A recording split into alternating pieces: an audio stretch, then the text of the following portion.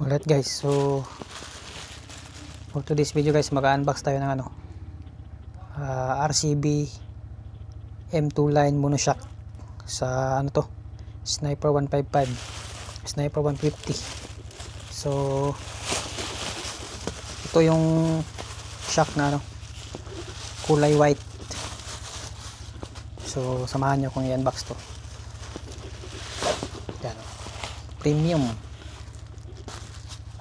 Yan, premium. Tapos ito yung niya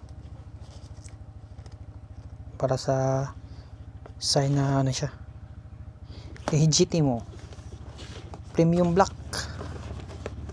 Ba't premium black? White yung in order ko. So tara, buksan natin.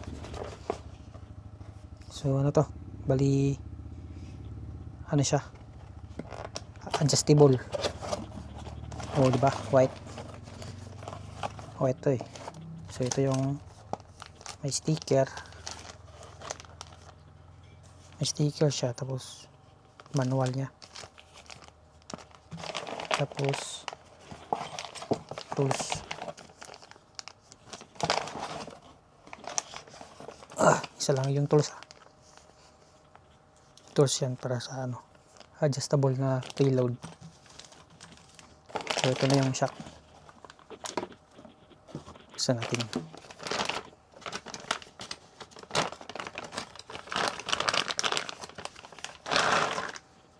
Yun. Ayos yun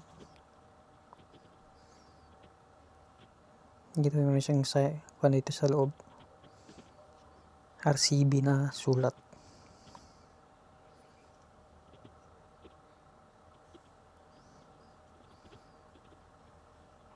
Dito rin may RCB, tapos dito walang issue, plug and play lang to. So dito yung adjustable preload, kita ko sa inyo. So dapat dalawa to eh.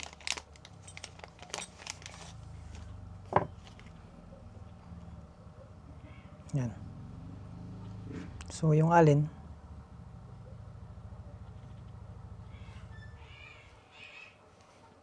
piriling alin dito, may alin dito,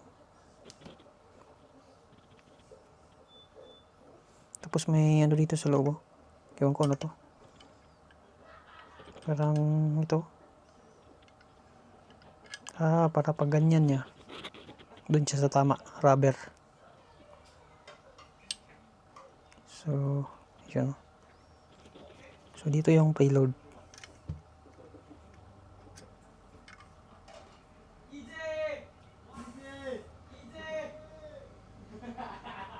Dito pala yung alin. So bago mo i-adjust,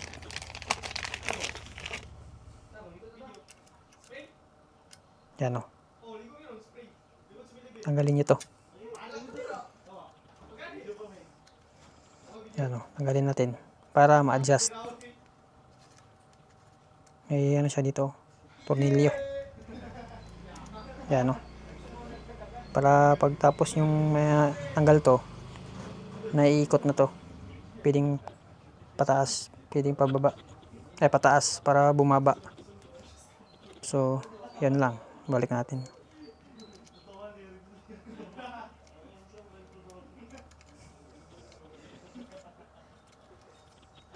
Yun lang. So isagad natin, baka matanggal. Yun. Tapos pag adjust nyan dito, pwede rin dito. Dito maganda, ikutin yan pag ganun, aakyat. So yan lang. Alright, thanks for watching. Let's go.